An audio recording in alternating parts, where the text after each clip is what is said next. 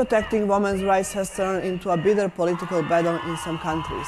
The Istanbul Convention, a Council of Europe treaty to prevent violence against women, ratified by 39 countries, was once hailed as historic.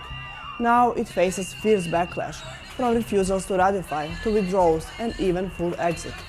Why are some countries turning away from a treaty that defines violence against women as a human rights violation? In my opinion, a populistic approach of politicians who have no arguments and they try to create their programs and their strategy on the so-called against woke agenda. Latvia is currently embroiled in a dispute. Despite opposition from its female prime minister, Latvian MPs voted to withdraw from the treaty they ratified just last year. They argue that existing laws are enough and reject Convention's definition of a gender as a social construct. Latvia's president returned the law to Parliament on November 3rd, saying it sends a contradictory message to both Latvian society and international allies. The president of the Parliamentary Assembly of the Council of Europe insists that there is no hidden agenda in the treaty.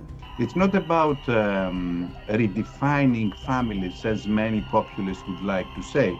It is simply about protecting women and girls as well from violence. Experts say the move in Latvia and elsewhere is fueled by misinformation and disinformation. How the convention will make people change genders, the convention will force the state to take your children away if you don't allow them to change genders in kindergarten.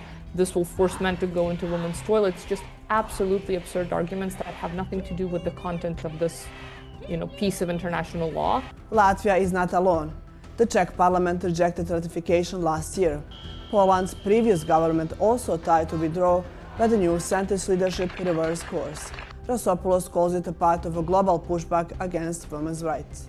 And it is fueled by far-right and, unfortunately, extremist religious groups, sometimes by foreign powers. I said that I cannot prove it, but we have seen a lot of efforts against countries like Romania or Moldova recently. Latvia is the first EU country to move towards leaving the convention, but not the first overall. In 2021, on the 10th anniversary of its signing, Turkey quit the treaty, claiming it conflicted with family values. And what happened next? All evidence from Turkey show that the violence and femicide went up, unfortunately. I truly hope that Latvia reconsiders before women's safety pays the price. 1 in 3 women in the EU has experienced violence. For them, the Istanbul Convention isn't about politics, it's about protection.